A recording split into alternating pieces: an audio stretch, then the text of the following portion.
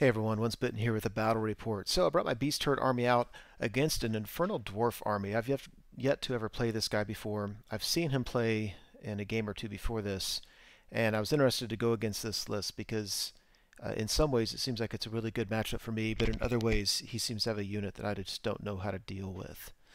So, let's see. My opponent deployed first, and so he has a very symmetrical deployment and knew exactly what I was going to do, and I deployed completely in reaction to him, which might explain a little bit about why you see what you see. But starting on the right, he has an Armored Giant. It's a fantastic model. If anything, it's too nice to be an Armored Giant. He's got the Infernal Engine. He's got a unit of Citadel Guards with flintlock axes and a level 2 Path of the Forge with an extra spell. Behind it, he has 6 war machines. So the first one is a volley gun, then he's got a flame cannon, a Titan mortar, another flame cannon, another volley gun. In front of the mortar, he's got the unit that's just, I've seen it just destroy. I saw this thing get flank charged by a large unit of Minotaurs and grind it out with them and eventually won after several rounds of combat. But they're a bunch of Immortals with an Overlord and 2 Viziers, and you can see the army list in the description to see the specific kits. But the Overlord has 7 attacks. One of the Viziers has the Vial of Mercury, which is one use only, lightning reflexes, and +2 initiative.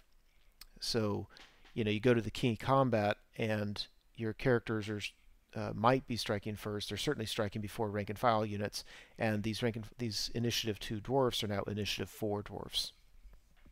He's got a blunderbuss unit, and a unit of hobgoblins, and that's it. So I like that I've got a bunch of units that I can ambush. My concern is, I'm starting to wonder if a lot of my ambush units can handle even artillery from if they're dwarfs.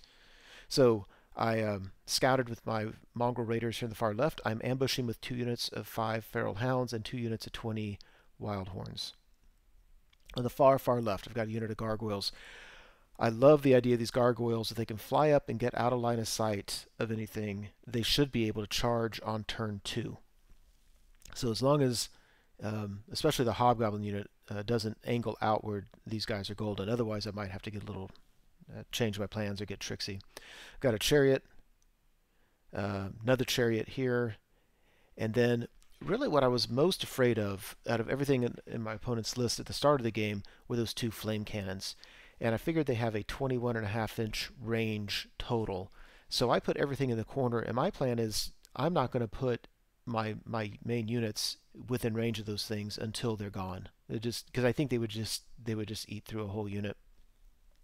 So I've got my Longhorns with my General and BSB, my Minotaurs, my 2 Gortach, and then vanguarding up I have my Centaur Chieftain. And the nice thing about the Chieftain is I knew that I could vanguard up and the hill is blocking line of sight from everything. So he's nice and safe, and on my next turn I can march, and I think he's going to be kind of a thorn in my opponent's side.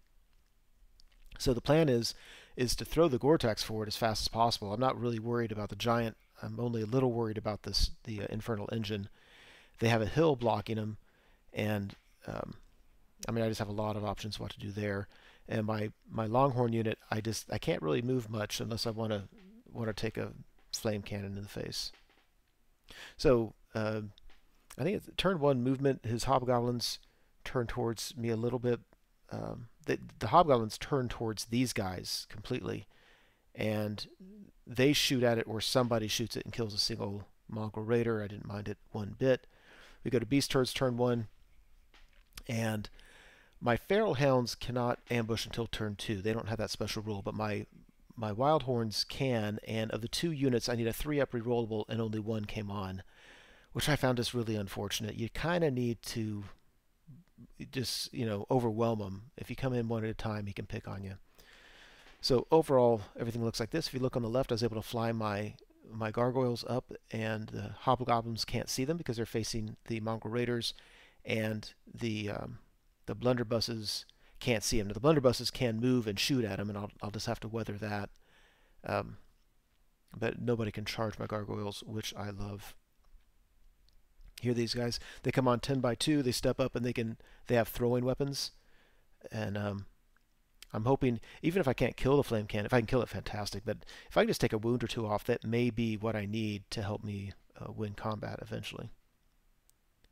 And over here, yeah, I didn't want either of these things charging my Centaur Chieftain, but I really wasn't worried about those things charging my Gortach. Now, the Infernal Engine charging a Gortach could cause problems. It might be wise of him to double up 2-on-1 on a Gortach and just try to kill him while you can. But for the most part, I was playing very aggressively with these guys. So we go to the shooting phase, and throwing weapons take out a flame cannon. It just takes, I guess, 3 6s. I think it's 3. Yeah. Now that is 40 shots hitting on, I believe, 5s. Some of them were 6s.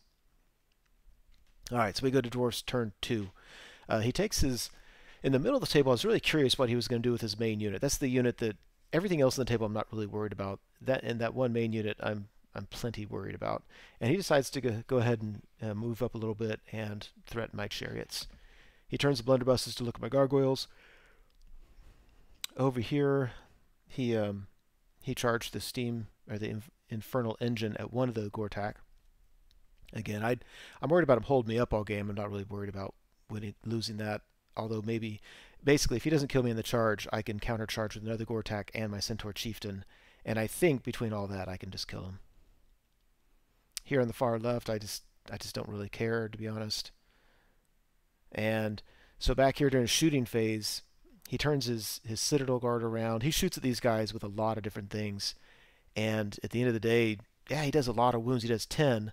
And he did what he needed to do, which is force a panic test. But on a leadership 7, my guy's stuck, which was huge. Now with 10 guys, that still should be plenty to handle a war machine. Although, ironically, I'd rather them take care of the Titan Forge, but he has an upgrade where he says he basically has an ogre in the unit. So 3 dwarfs and an ogre, and I'm not sure I can win that combat. So I end up charging the volley gun, which I'm not worried about, because I just didn't think this unit could handle the mortar. Anyway, glad to see them stick around. And over here, these guys beat the Mongrels. They had to pursue them, so they're way out of the game as far as I'm concerned, so I was happy about that. The Infernal Engine does 3 wounds to my Gortach, and my Gortach does 3 wounds back to it.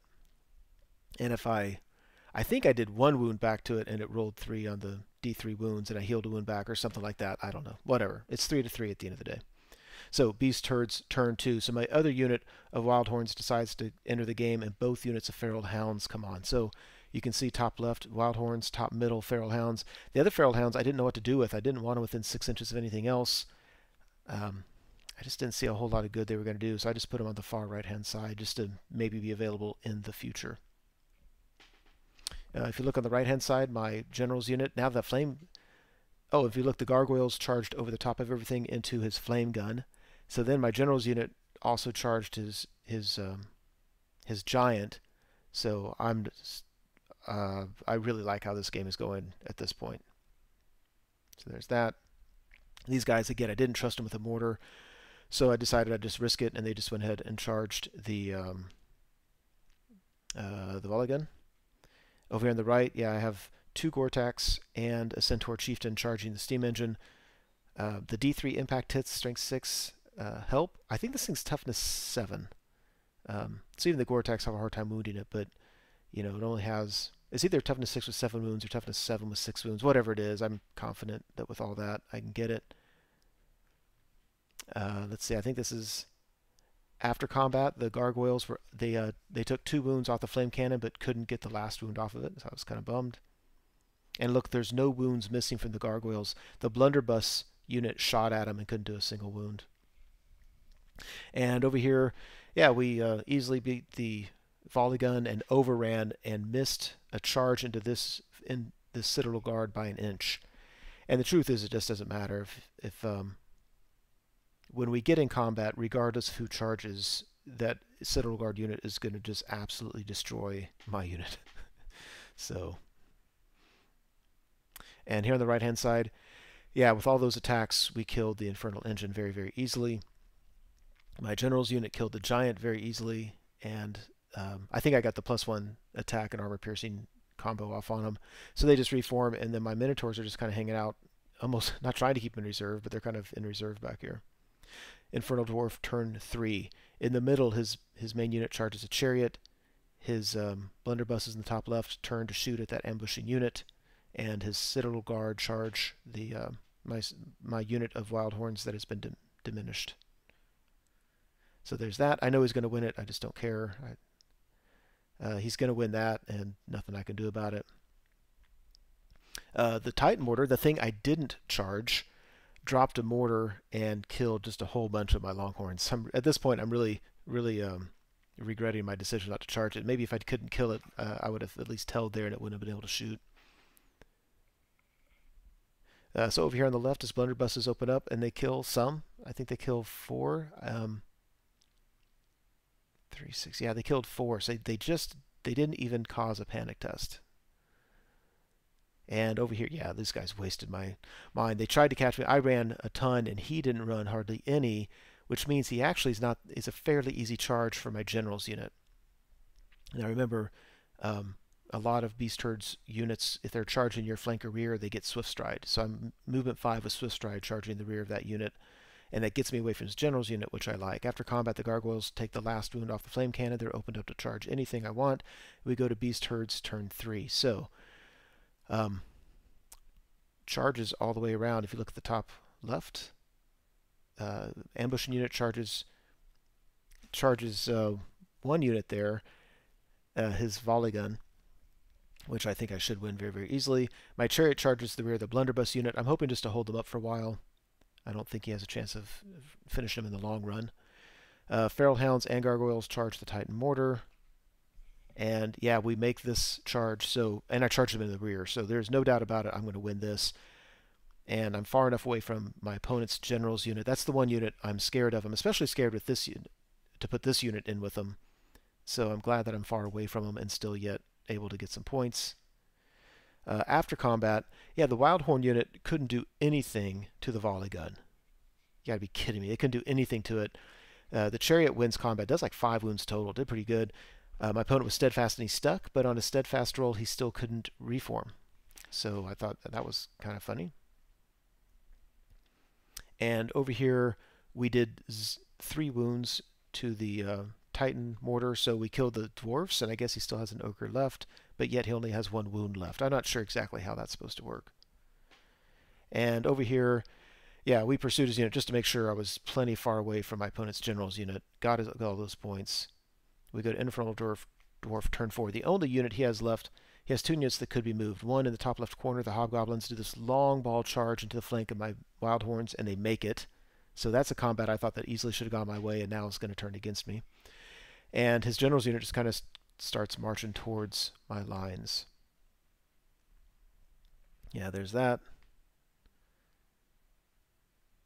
Let's see. I think what this is showing is, I think his general's unit tried to charge my Minotaurs, and he failed the charge, which was nice. After combat here, the Chariot's still hanging around. This time the blunderbuss unit was able to turn around, so I'm not confident that's going to go my way in the long run. The Feral Hounds and the Gargoyles were able to take the last wound off, so they reformed so they can help out those combats. And the Hobgoblins saved the day and ran off my Wildhorn unit. So, Beast Herd's turn 4. If you look at the top left, my Gargoyles charge a War Machine. They're going to be able to overrun into the flank of the blunderbusses. Yeah, let's see. One ambushing unit of Wildhorns, the ones that got beat by the Citadel Guard, they reformed in my last turn. Now they're just walking away to the corner because I'm just trying to save those few points. And otherwise, I'm trying to envelop the Immortals. Now, if you look at the table, I put that up there. I put my Centaur Chieftain up there to redirect them so they couldn't charge anything. And obviously I did it really sloppy because he still can wheel past him and hit the Minotaurs. And when I put him there, I didn't realize that. So I didn't really care. I wasn't concerned about it in this game, but it was sloppy play, no doubt. So there's that. Then after combat, ooh, didn't mean to do that. We overrun, go into this combat, and now I'm thinking, hey, we might actually be able to pull a victory off in this combat eventually. So we go to Infernal Dwarfs turn 5 because I blundered the Immortals with the 3 characters able to charge my Minotaurs. I'm not going to win this, but I am curious to see how it works. Now he's got the Vial of Mercury, so his guys are initiative 2, but if he pops out, he's initiative 4. For some reason, my memory is that, he's got an Overlord with 7 attacks. He'll be hitting on 2s, wounding on 2s, so he's going to do, he's going to take a couple Minotaurs off. But my memory was that his guys got to swing before mine did, and by the time we were done, I had hardly anybody left. Or it's possible that I did swing Simo with his rank and file troops and just kind of whiffed, because I really did very little damage to him. I think I did 1 wound to him total. So, yeah, he ended up killing my Minotaurs to a man, just charged him and wiped him out. So I'm like, okay, that's good. I'm glad this isn't a tournament. Let's try that again. In this combat, we're still plugging away at each other. We go now to Beastlord's turn 5. I park my dogs up. I verify that they are indeed blocking his unit from charging anything, and I pull my other units around. Really, what I'm thinking of here is I don't trust a 3-way charge against this unit. I should have, though, because the Vial of Mercury's been popped. Without that, this unit isn't nearly as scary, especially if I have a character that can absorb the wounds from his Overlord. I think I'll be okay. The Minotaurs, by the way, did kill one of his Viziers. Really what I'm thinking is I want the Gortachs to charge here. If anybody can charge in a flank or something like that, I'm probably going to do it. So this is turn 5, and I went second. So when I charge him, it'll be, it doesn't matter if he can reform or he's not going to get another round of combat to beat up on my guys. So it looks like that. Over here we finally got those points. I don't know where the hobgoblins are. I think they might have been with the 6 inches and panicked off the board, to be honest. Dwarf's turn 6. He says screw it. He's going to charge those dogs and see what happens. He does. He reforms. He says, okay, great. Both units in my front. You have 1 Gortach in the rear, and I've got a Centaur Chieftain in the flank. Do what you want to do. So not having played this before, I was looking at that, and I'm thinking, I just don't like my odds. And again, in hindsight, I do like my odds because my Longhorns are initiative 3, and that makes all the difference. And my Gortachs are initiative 3, makes all the difference in the world against initiative 2. But because this is a friendly game, I said, screw it. Let's throw it in there and see what happens. So 2 Gortachs, a Centaur Chieftain, a unit of Longhorns with a Beastlord, and a Battle Standard Bearer. Come on, it's a 4-on-1 thing, and yeah, we absolutely destroy him. I actually just ignore his general. I think my BSB killed his BSB. I was able to get Blooded Horn Totem off, so my Longhorns have +1 attack, armor piercing 2.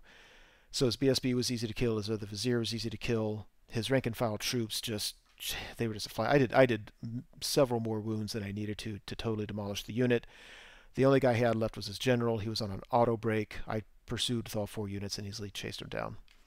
So that was kind of a real fun challenge. I think that's the kind of list that says that he has enough shooting that any unit you have that can handle his main unit, he just can make sure that you're weakened enough that you can't. And so you can maybe try to pick up some points on a smaller units, but you'll never get the bulk of points that's in these Immortals with 3 characters unit. And so I guess maybe the only way to do it is get a 4-way charge on them. But anyway, that was the game where I think just everything went my way. I think it was a good matchup because I had so many units that could ambush, that could threaten his war machines, and I was able to isolate his combat units, his Citadel Guard, and then his Immortals. I think if his Immortals didn't go after my Chariot and it immediately went towards the bulk of my line, that would have been a lot scarier for me. I still possibly could have been able to chaff them up and then combo charge. I don't know. But when he went off after the Chariot, that really just kind of bought me time with everything else. So anyway, that's it. Thank you so much for watching the video. I truly hope you enjoyed it. As you know, YouTube has a variety of functions you can use to interact with videos such as this. You can like or comment on the video, you can favorite it, you can share it, and of course you can subscribe to the channel. And I encourage you to do any or all of those things as a way of interacting between viewer and producer. As always, I appreciate your patronage on the channel and wish you all the best.